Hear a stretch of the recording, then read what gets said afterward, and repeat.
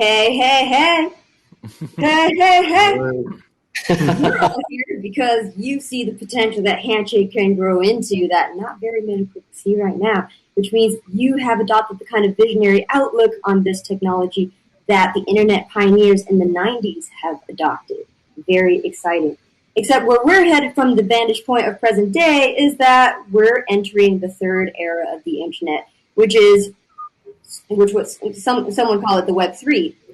So we're going to talk to some of the early internet pioneers of the decentralized web today on this conference. So on this talk right now, we have Tieshun, Matthew Zipkin, Kiba, Handshake Jesus, and Jehan Chu. Welcome, everyone. Hey. What got you into Handshake? Let's just do left to right, top to bottom. You should call on us. I'm not sure what order we're in when everyone's screen. Okay. Tieshun, you already gave your intro in the previous talk, so maybe we'll just go to Matthew Zipkin. Okay. I discovered Handshake because I was working on Bitcoin in 2018. When I had my job interview for that, JJ and Andrew Lee were like, "We're also doing this like DNS blockchain thing," and I'm like, "Oh, you guys are starting an altcoin." And here I am. I love it. I'm super involved, and I think it's totally awesome. But yeah, I came from the Bitcoin world.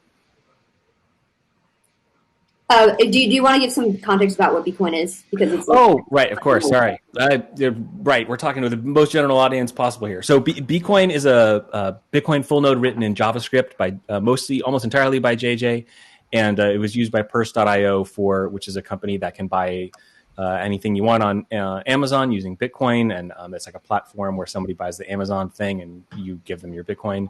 And so they don't run Bitcoin Core; they run this homemade Bitcoin Core, Bitcoin full node written in JavaScript called Bitcoin. And a lot of people use it. I'm still very active in the Bitcoin community and support users on Slack and developers all over the world. There's a lot of Bitcoin-based companies in Africa, for some reason, in Nigeria in particular. That run Bitcoin full nodes, and I'm happy to continue to support them. And so Handshake HSD, the Handshake full node that everyone uses, is based on Bitcoin. So it's also written in Node.js. It's not a fork of Bitcoin Core like other altcoins you might be familiar with, like Litecoin or Dash, that kind of thing.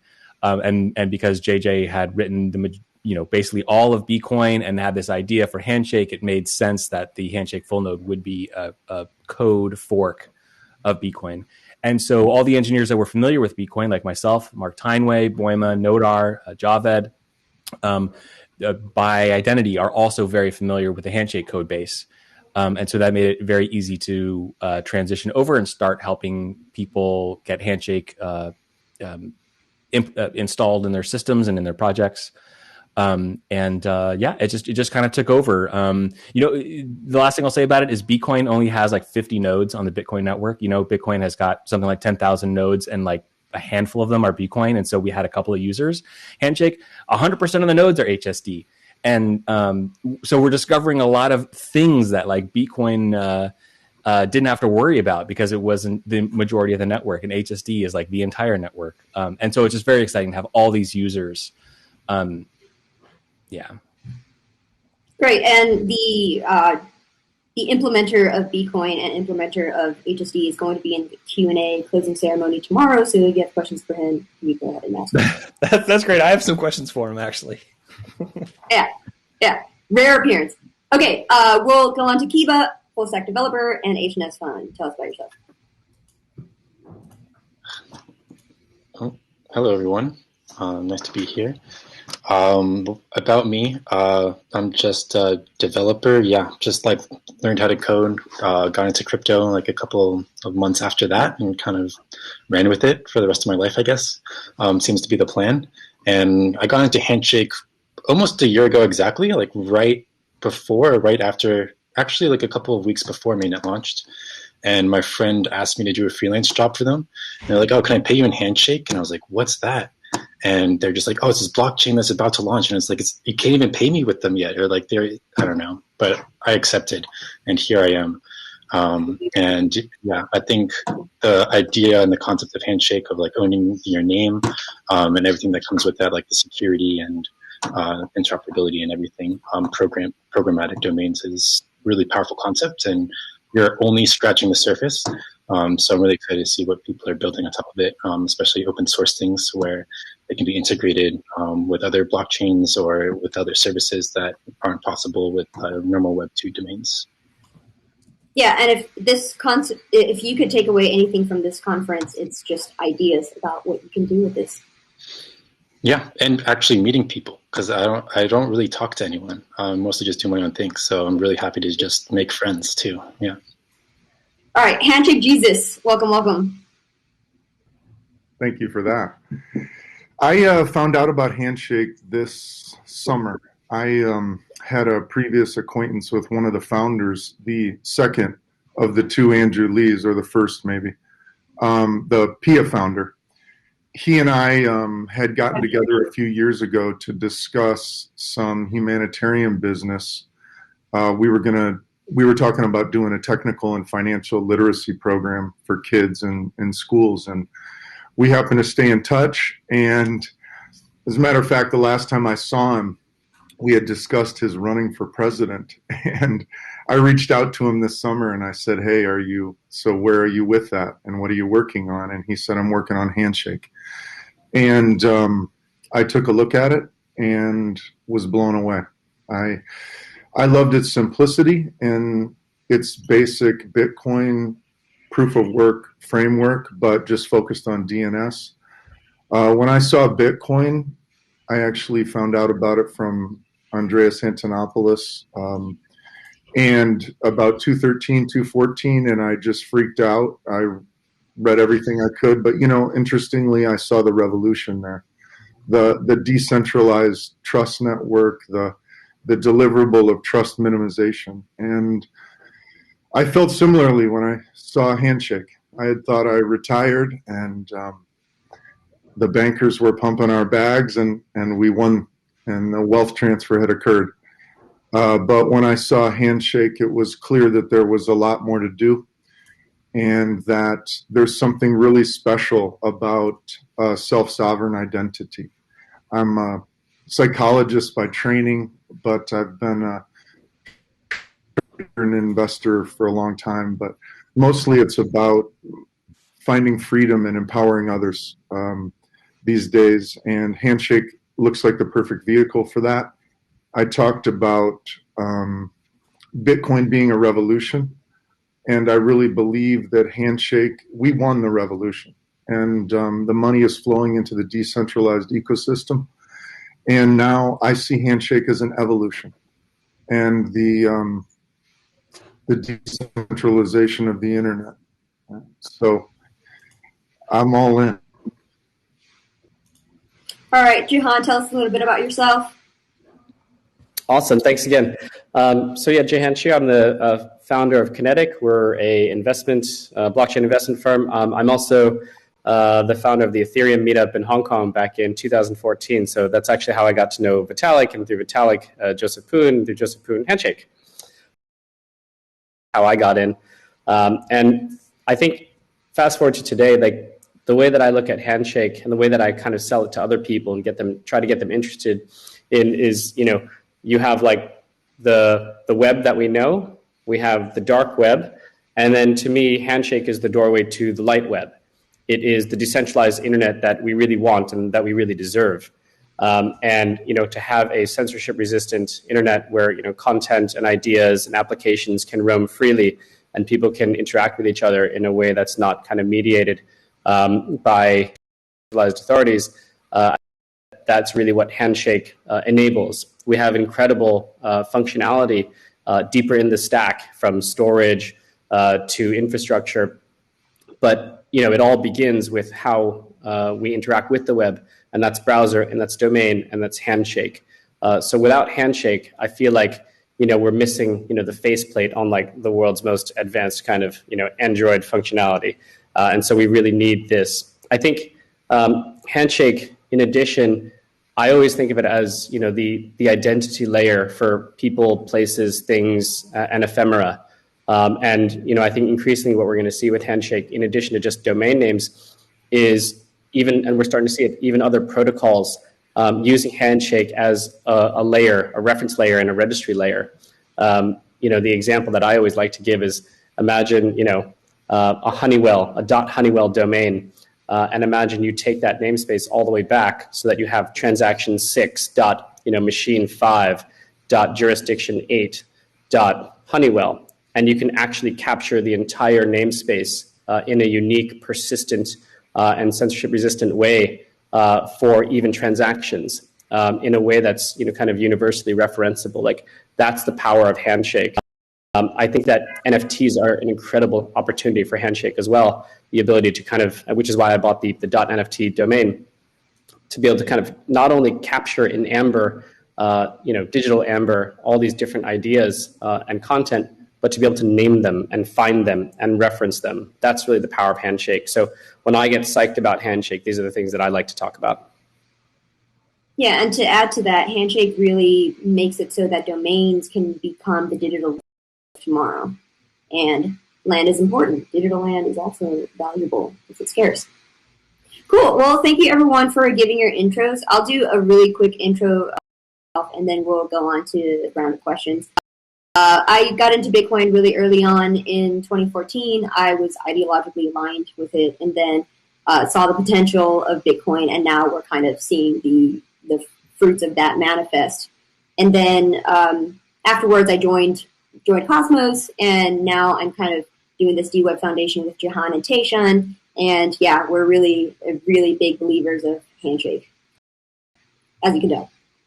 Well, we kind of touched on what got people into Handshake, but what's really cool right now is let's talk to the builders, right? Everyone here is a builder. Tell us about what you're building and why you think it's cool. Go ahead, Tieshun. Sorry, can you repeat that one more time? It kind of cut out for a second. What are you building and why do you think it's cool? And I know you're Namebase, but you're doing a bunch of other things too. Yeah, totally. So something that we care a lot about is just infrastructure for the Handshake community. So that's why we built the Namebase marketplace, so that not only can people trade the names, but it's really in terms of enabling liquidity in the marketplace, right? If someone comes in and already has a name that you want and you want to go and use it, you need a way to be able to get that. So we built the marketplace for that. And then on top of that, we're also trying to build infrastructure that makes your names more valuable. And so this is why we're releasing the Namebase registry, which is what Clay Collins is using for .c. And we're integrating with registrars on that so that people can actually go and sell subdomains off of their TLDs. And so that is just increasing the utility of the names. And then we're investing more in alternative use cases of Handshake names that are kind of unintuitive, just because you wouldn't think of using domain names for this typically. But one of the really cool things is with Handshake, it solves the certificate authority problem.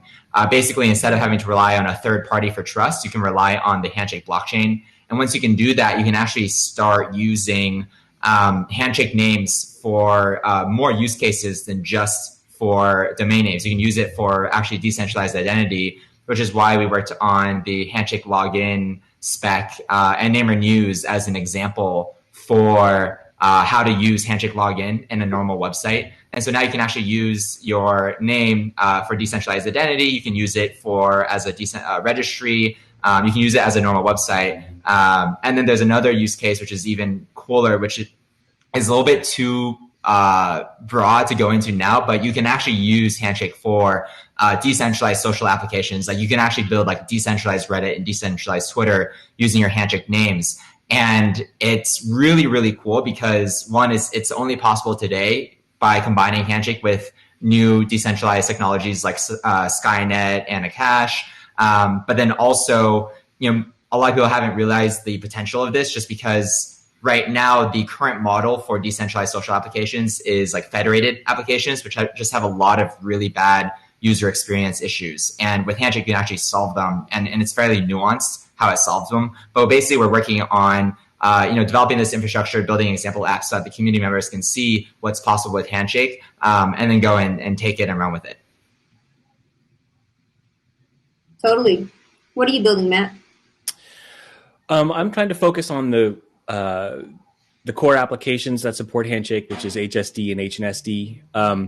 I also have a few ideas for things to help developers launch their websites. I have a project called Handout, which is a really easy way for a user with a Handshake name to launch a name server and a web server and just like get some content on a Handshake domain right away. That's the kind of thing that I like to do, is build simple tools for developers to access Handshake quickly. And even if they're just proof of concepts that other people can expand on. And then I got to get back to fixing wallet bugs on HSD. And there's a lot of DNSSEC features that were missing, or things are like not quite interoperable with legacy DNS tools. So I'm working with James Stevens on that, and Buffer. I'm not actually sure what his real name is, but it's great to have some DNS experts around to help us get the, to help to get those applications working. So, the core stuff is what I love. I love writing the software that an individual person runs on their individual computer to leverage the power of cryptography and proof of work against, or not against, but just independent of state level powers or corporate level powers. Just, so that's the stuff that I'm really into. Recently was this project I think we're going to talk about tomorrow with Mike Carson and Kiba, which is an Ethereum bridge. I decided that was an important priority to take on because it shows to the community, cryptocurrency in general, Handshake and Ethereum and ENS communities, that this is not a competition. People don't need to say like, oh, why do I need Handshake if the ENS is around, or vice versa. Like, we are interoperable. We have different use cases. In particular, Handshake is a root zone, and Ethereum operates subdomains. So like, that's an obvious thing that we can fit together. And the ability to deploy other contracts on Ethereum that work like ENS, but with individual properties based on preferences. Mike Carson's preference was to have an ownerless registry, So I decided that was a really interesting and important thing to work on to show the world how we can do this interoperability and stuff like that. But back in HSD and HNSD land, there's a lot of little features I want to add, a lot of DNS features. And over the past couple of years, I've been working on Bitcoin development and following Bitcoin Core development, which is just something I like to do. I like to review pull requests for Bitcoin Core and interact with those developers. And obviously, they are so far ahead of where we are in terms of things like network security, Eclipse attacks, all kinds of optimizations and stuff like that, blocks, how blocks get transferred around the network. And I'm really excited about bringing those technologies that strengthen the network fundamentally into HSD and HNSD. Yeah, in HSD land, when do you expect it to be mature enough and for the infra around it to be mature enough for mass integration with all the existing like browsers, for example? When can we start seeing Handshake names resolve? Oh, I mean, I'm doing it right now. I run HSD on Raspberry Pi at home and in the cloud, and I mean, I think I understand what you're getting at. Like the question is like, when can someone who's brand new to the ecosystem download one thing, double click it, and go to a Handshake name securely? And that's still a hard thing to do, as you know. We've discussed with engineers that represent major browsers, and there's a lot of technical hurdles to overcome, and different levels of reluctance and excitement over those technologies that need to be added. One thing we talk a lot about in this community is Dane, which is a way to secure the web server client communication without using certificate authorities. So that's the HTTPS, the green lock in the browser, otherwise known as SSL or TLS. This is your browser telling you, go ahead and trust the content on this site. I guarantee you it's real. You can put in your credit card number. If you read a Bitcoin address off a website, you can trust that that's real, hasn't been man in the middle, hasn't been interrupted in a way. And it's a hard thing to do. And its project is because it's like the DNS part of Handshake is easy. You get a name, you point at a web server, or you forward it back to your ICANN domain. And so you can have a Handshake name and like have something there. But if it's not secure, it's just not, I don't want to discourage anybody, but for me, like the thing is to get that security. That's when we know it's real. Like the thing like, oh, I just want my grandma to be able to use it. Well, if you want grandma to use it, or, let's use something not gendered or ageist or whatever. If you want a non-technical person to just double click something and use something securely, like it takes a lot more work than this HTTP : emoji stuff. And we got to get there, but it's hard, like you said. So your question was, when do I think it's going to happen? And I have no idea. I think honestly, it's going to take somebody from inside the Handshake community forking Firefox or Chromium and writing it. I don't think we can really expect Brave to do it for us, or Chrome or Safari. And I've taken a look at the Firefox source code. It's 20 gigabytes. I got it to compile. It took like 30 minutes. But so I'm like, oh, I compiled this browser from source. That's cool. Now I can start like picking at it. But like, man, it's complicated. And because we're talking about security, like, we need like a team, and we need some experts in there. And I might be able to get something to work personally, but it's going to take me all year of just focusing on that. So it's hard, and I would encourage people to really push for security and do what they can now. Launch those sites with Dane, and look into the Let's Dane proxy. It's the best thing we have. There's an attack surface there that we can talk about, but it'll work. You can get that HTTPS in your browser.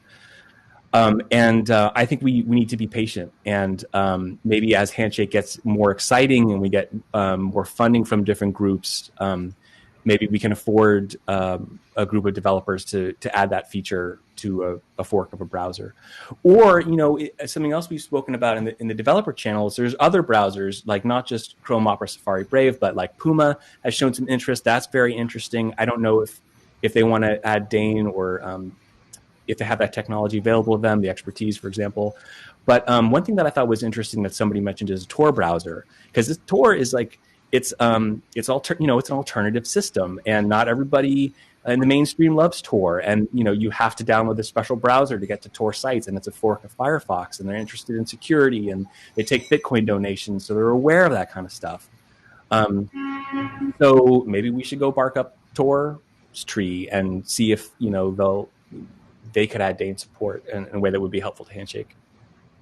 And shameless plug, if anybody in the audience wants to take up the helm, this is something that the dWeb Foundation would be interested in funding.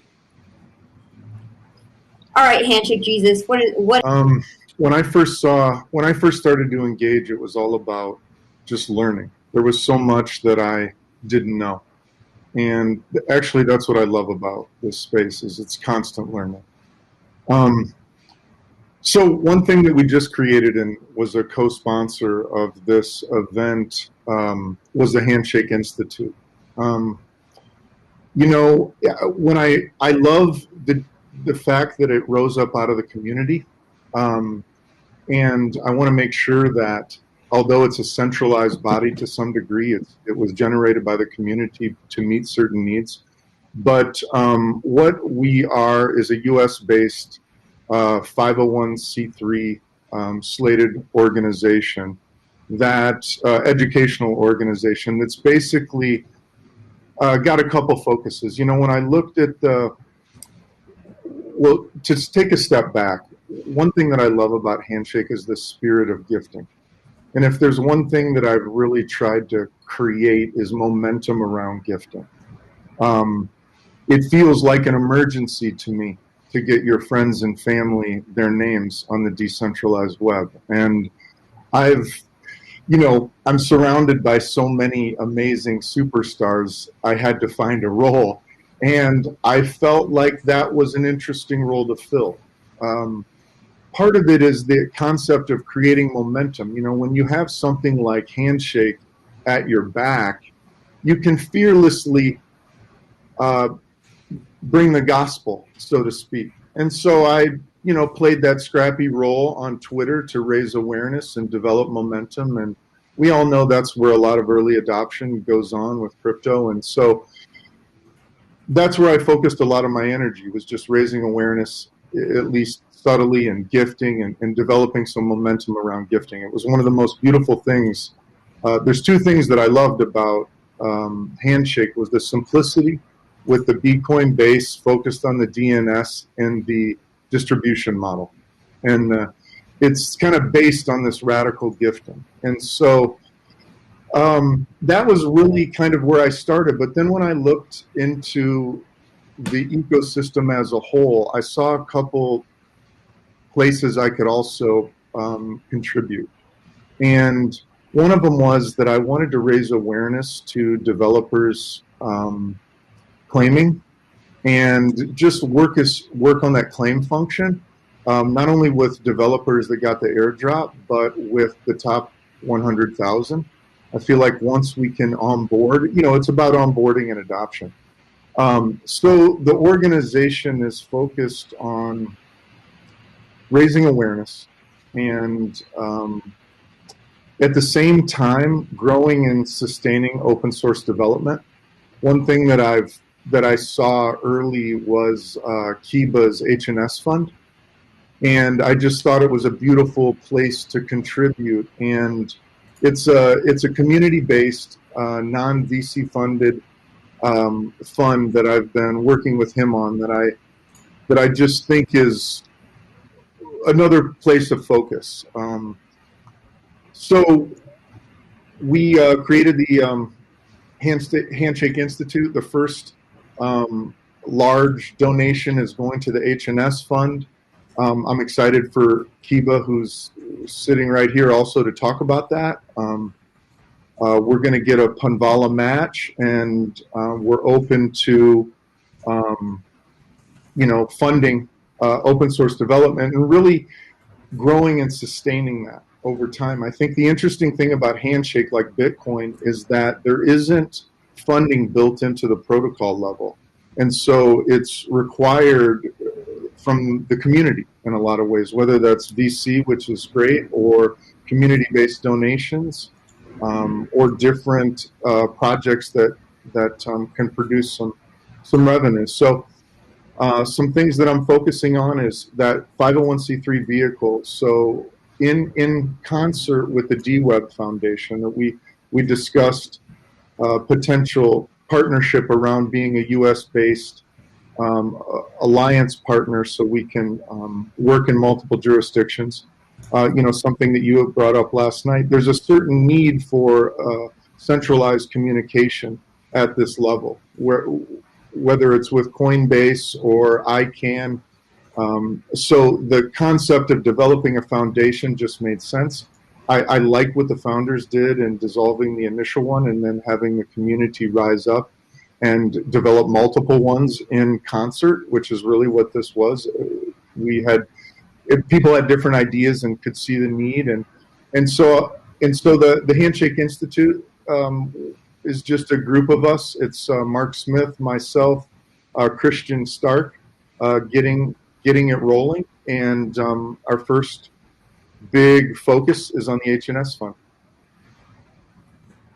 Great, thank you. Yeah, and just for context, what Handshake Jesus was referring to with the dWeb Foundation is that it's residing in Singapore as a jurisdiction.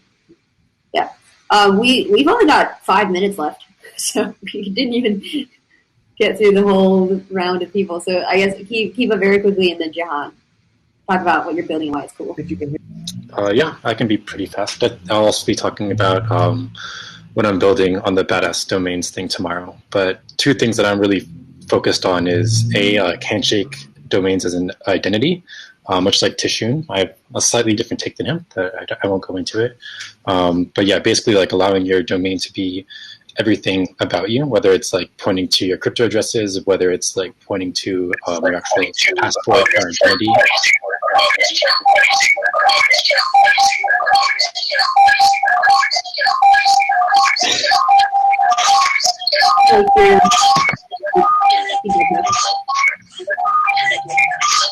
Sorry. We have more time. We have more time, actually. So if you're still hearing me, you can keep going. Don't worry, there's still hot music. Yeah, a little bit of EDM. Yeah, but yeah. So like using your Handshake domain as a form of identity. So like logging in, pointing it to your addresses, basically like making it the hub of your entire life. I don't know about other people within the Handshake community, but I live my entire life entirely online. So for me, the ability to bring that identity across multiple platforms and being able to interact with people and like building that reputation, that trust across different platforms using the same identity, Kiba, is really important to me. So that's like one thing I'm focusing on. And I'm doing that in two ways. This is one, allowing Handshake to port to any other blockchain. So yeah, basically like any other blockchain that you might want to use, you can move your Handshake domain there and use it natively within whatever applications and things are in the ecosystem. And you do that by kind of like signing over your identity on Handshake over to this other address on another blockchain. And the other thing is integrating Handshake into the communities that I'm already in. So I worked at ConSensys, which used to be one of the biggest blockchain companies. I think they kind of collapsed now. But a lot of the developers that came out of ConSensys are now building other developer tools. And so I'm talking to them about how to use Handshake, how to integrate Handshake into their communities. Part of that is this Penvala League that Handshake Jesus mentioned, which is basically a community regeneration fund, I guess you could say. So all these different communities get donations from their community members. And then the Penvala League is like this inflationary token where they give donation matching every month to those communities within Penvala. And so that was started by one of my friends from ConSensys, and the Handshake Development Fund is within that. So every time someone donates to the Handshake Development Fund and these Pen tokens, we also get like 5 times that amount from Penvala League as well. So it's this like really cool thing where it goes recircling. And yeah, talking to Ceramic Network like this weekend, hopefully. And they just made a proposal to W3C about using NFTs, like Ethereum ERC 721 specifically, as an actual form of identity. So it would be a full-on web standard that your NFT is a form of identity. And so hopefully when I'm porting Handshake domains over to these other blockchains, specifically Ethereum, that will be an internet standard form of identity, will be your Handshake domain. So things like that is something that I'm really looking forward to. Yeah, I'm totally looking forward to that too. One day when our TLD that we own could become our self-sovereign identity that no one can take away. All right, Jehan, we've got 2 minutes left. Cool. Well, I kind of got a chance to kind of say a little bit in the beginning, but I'm not really building anything in the Handshake ecosystem, unfortunately. I'm kind of happy to be in the background supporting. And maybe Chjango, actually, maybe I can kick it back to you just to talk, say a few words about the foundation that we are all building. Oh yeah, totally. Yeah, so I envision the foundation to be sort of an enabler of innovation, and so that's going to be important because without a core foundation at the start, it's really hard to do things in a totally decentralized way. And so now we're able to help coordinate a lot of these different projects and hopefully get funding for them to get more people employed and involved and engaged. And so, a couple of things that are coming down the pipeline that we could talk about is this wrap. Eventually you could wrap Handshake tokens, or you could wrap your TLDs and turn them into NFTs. Right? You could, let's say, for example, you're a TLD owner of, let's say, Kiba, and then you stake it or lock it up, and you wrap it, and then you issue like 50 Kiba tokens, right? And then those NFTs could itself be sold to SLD people, and you could basically create this whole new economy that is interoperable with Ethereum and this other blockchain called Flare, which is also pegged to all of these different layer ones. And so what we're really doing is integrating this economy with a whole bunch of different economies and creating really cool, different novel applications off of this. And it's really, it could take off from anywhere from here, just building this kind of infrastructure, and anyone can build anything super cool. And that's what the foundation is ultimately after, as well as pursuing the traditional web domain where we want them to integrate Handshake natively into everything. That's what we're doing. Nice. And just a few more words. I think an official announcement is going to be coming a little bit later, but the dWeb Foundation is really envisioned as, again, an independent kind of body that's really dedicated to supporting Handshake in all of its manners, trying to create different types of educational opportunities, outreach, everything from like PR, trying to get PR for Handshake proper, as well as supporting core development and giving grants, small grants to developers and people who are helping to kind of secure the infrastructure. So I think that's going to be a really important aspect of the foundation's role. In addition, as you know, Handshake kind of came from like a virgin birth type of scenario with all of the funds that were initially raised in Handshake being given out to free open source software organizations. And so there is no real treasury in the way for Handshake, the way that other protocols seem to be sitting on, 30, 40, 50, 60% of the treasury. And so everything in Handshake community is volunteer and donation based. And so, we are all contributing to it, and we're going to be relying on the community to also, try and help support in every way that they can. And then we're going to help try and redistribute those funds to support Handshake in many ways. Great, thank you so much, everyone. We didn't, get to cover a whole lot, but we did cover enough ground to give people a good takeaway. Thanks.